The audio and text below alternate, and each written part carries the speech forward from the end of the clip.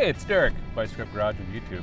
A guy's actually in Pennsylvania because Dorman has invited me out here to their operation to see product development. And I'm talking everything from design, manufacturing, testing, and even real-world application is all done right inside of this building here. Who knows, I might leave with a new job. There's a lot to see though, and I'm really excited for this. Let's go check it out.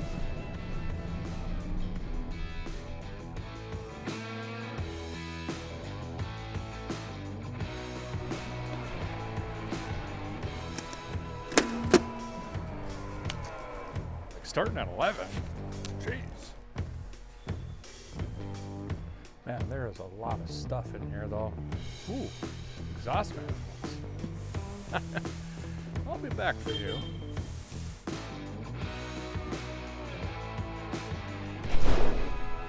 Hey, good morning. Morning, Derek. Nice to meet How are you. you? Nice to meet you. Yeah. Lester Kovacs. I'm the Director of Ideation here at Dorman Products. We essentially work with shops and our customers to bring new products to the aftermarket. We're super excited to have you here today. We're going to bring you behind the scenes and walk you through our new product development process. Our first stop today is going to be our metrology lab where we do all the measuring. Metrology. It's the sun, the stars, and the moons. Okay, let's do it. Boop beep. Special access.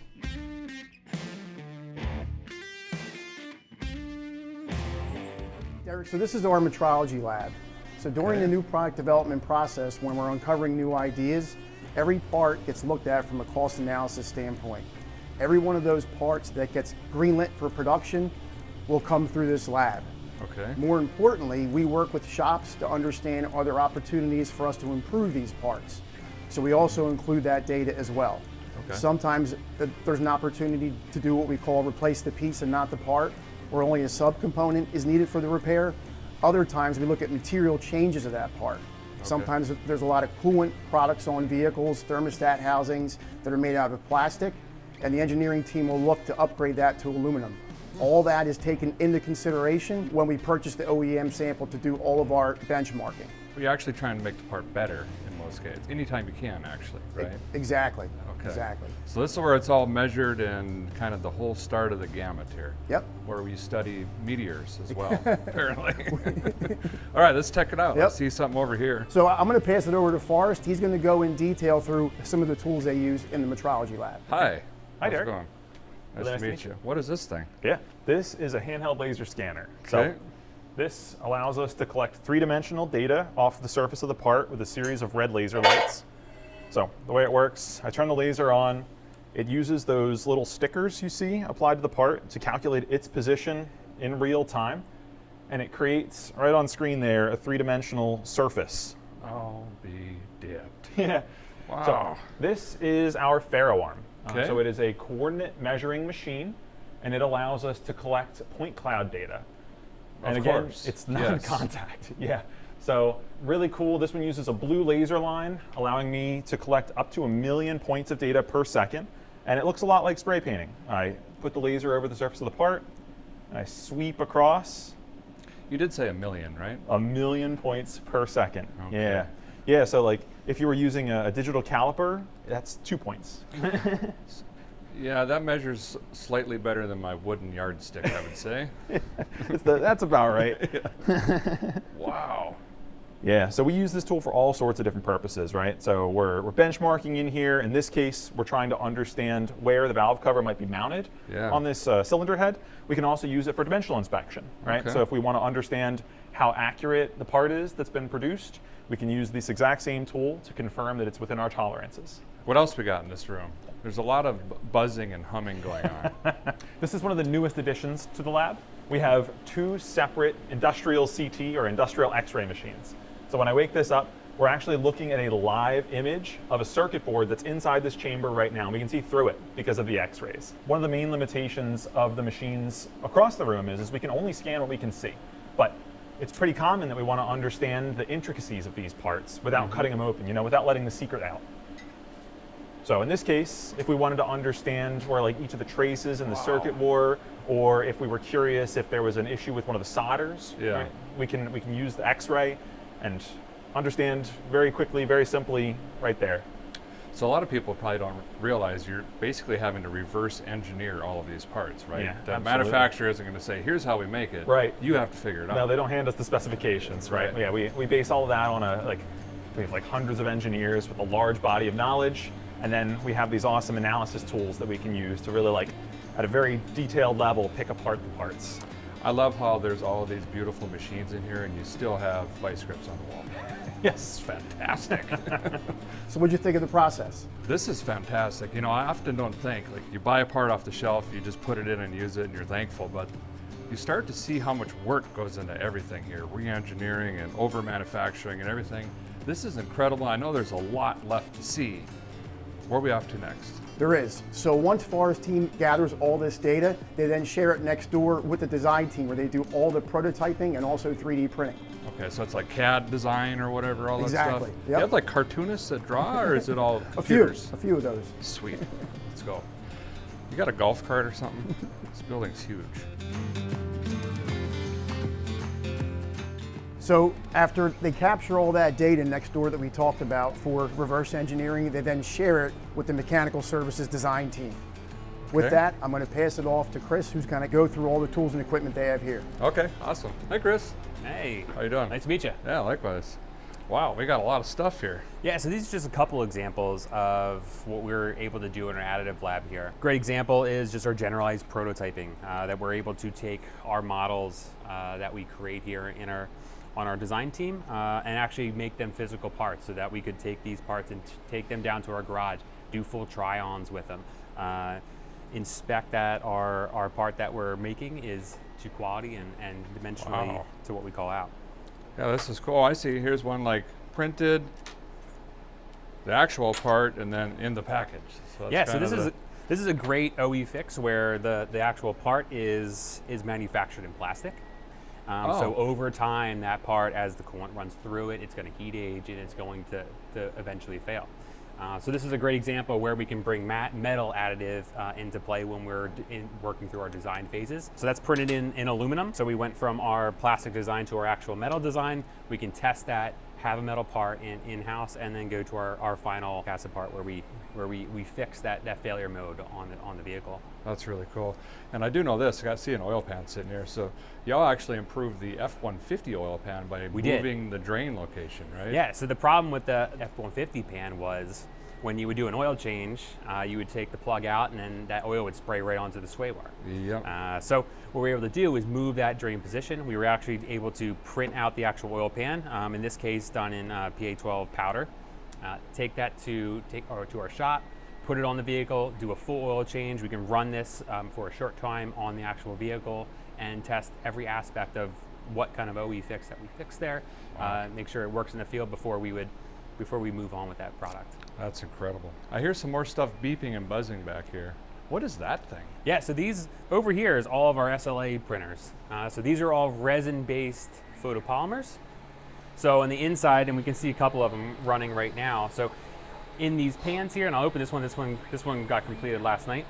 So this will actually be a test fixture that we'll actually use for doing some pressure testing, any kind of leak testing on any of our parts. So we're able to 3D print those fixtures and actually test our parts for it. We have all kinds of different materials that we can utilize here, from silicone all the way to almost a ceramic material and everything in between. So we could have ABS-like materials depending on how we need to test, what kind of products that we're making. We release the vast amount of products here, so we have to have the ability to touch every kind of testing and material properties that we can add. That's wild. That looks like a stalactite. Yeah, there you go. So these are done in clear, and it's pretty awesome. We're able to use the clear material to see fluid moving through. So we can print different valve blocks where we could throw different fluid through. We could see and test how that's moving through. And we've done connector housings where we actually can print that in clear, assemble that on, and then watch the gears interact to see if we have anything that we need to see or watch as that part is operating in This a is field. mind-blowing. My head hurts, and I'm still cutting test parts out of paper. There we go. Great. So this is the giant ABS incubator. Yeah, so this Wow. is This is our Stratus, our 770.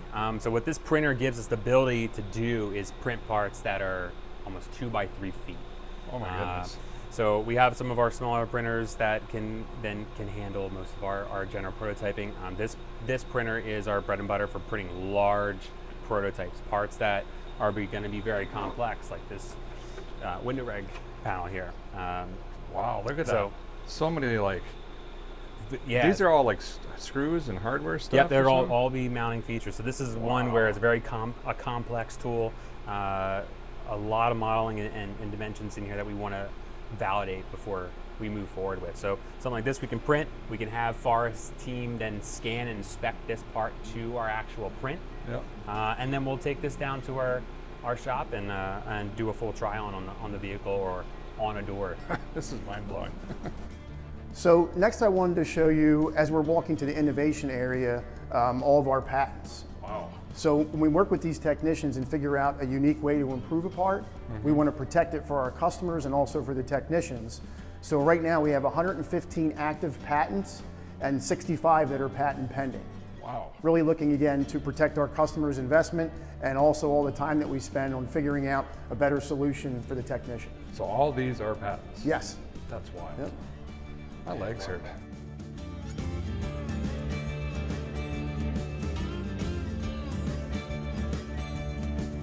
So this is our innovation area. I could see that. There's a lot of innovative parts here. Where do we start? Yep. One of the first examples I wanted to talk to you about in categories is rust repair. We're really excited about rust repair. So as an example, 10, 15-year-old GM Ford truck, a lot of the drivetrain, the engine's still good, the transmission still operates fine, but a lot of the frame is starting to rust, all the different things. One of the things we noticed were the actual pickup beds. So a lot of these rails on Ford, GM trucks will rust completely out. Oh, the support beams going across. Correct. Yeah. And there was no solution. The technicians had to go back to the dealer to buy the whole entire pickup bed or try to go salvage and try to salvage some of that rusted bed. So we have a complete weld-on repair for the Ford and GM trucks. We also offer a number of cross members and also spring mounts that are on the Dodge axle. We have a variety of bolt-on and also weld-on repairs that save a ton of time and money doing that repair. So I don't have to keep using license plates and self-tappers? There's a solution. There are. We have about 100 different solutions for all the different makes and models. Wow, really focusing in on a lot of those truck applications. Very cool.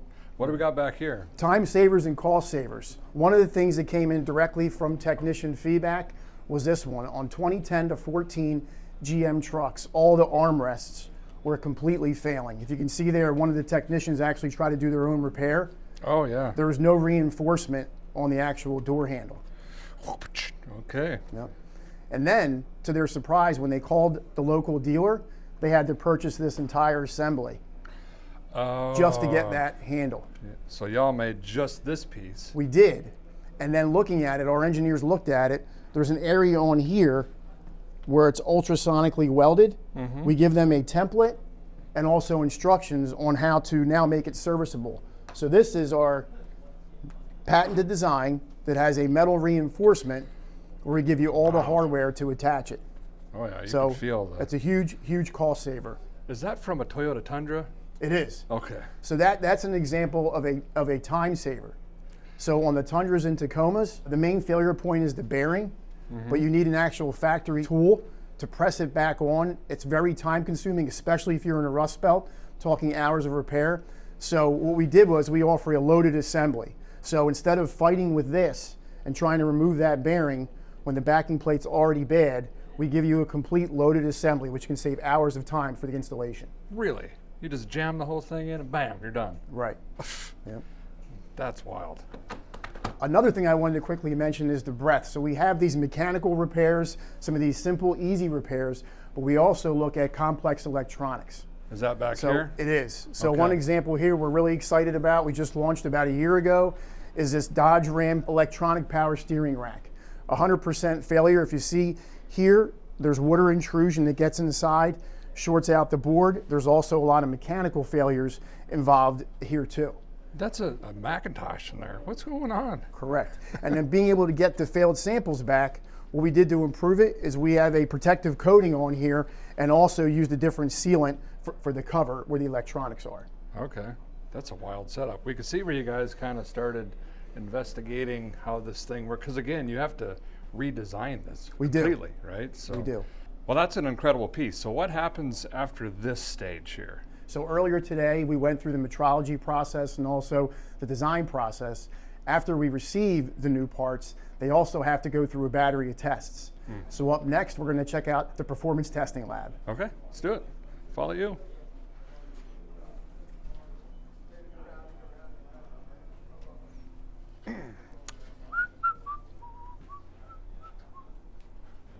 Before we hit the garage, I wanted to take a quick stop here. This is a great example of Dorman focusing on customer safety. So we have a line of window regulators and also motors. Late model motors are considered smart motors. So that technology in there for the auto up, down, and anti-pinch is all built into the motor.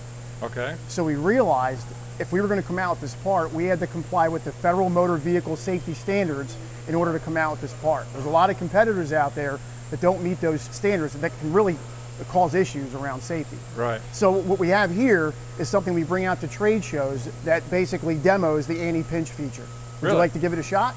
I could stick my hand in there? Sure. Okay. Oh, yeah, okay. Let's head down to the shop. All right. What is this? So a guy figured there was some sort of back-end process for these guys designing all this stuff, but I had no idea it was this intense. Production prototypes and manufacturing samples here are just really tested before Dorman customers even see a first delivery. And depending on the type of part, it may undergo tensile strength and hardness tensing. I don't know, I saw machines slamming on stuff and bending and freezing them and heating them and salting them. I don't even know. Salt fog test, hydrostatic things. There's a lot of science happening in this building, and again, I am absolutely mind-boggled. The proving grounds. This is our Proving Grounds garage. This May it'll be 12 years. I was really excited when we embarked on this. Prior to this, what we had to do is we did all of our testing off-site. Okay. So we had to work with a product manager and an engineer, call up a shop, explain to them that we were test fitting a part. It was very clunky to get everybody there. So finally, roughly around 12 years ago, we had the approval to open up a one-bay shop. There's kind of a line of demarcation over there you can see in between. Yeah. Within 3 months, it proved very successful. A lot of the employees were actually really happy with the service that the shop provided in addition to the try-on. So then we hired 2 additional techs and expanded to a 3-bay fully functional shop. A lot of our parts, when we get through all that process of design and measuring it, they have to be tried on an actual vehicle here. Wow. So literally design, manufacturing, testing, and application, same building. Yep. Very cool.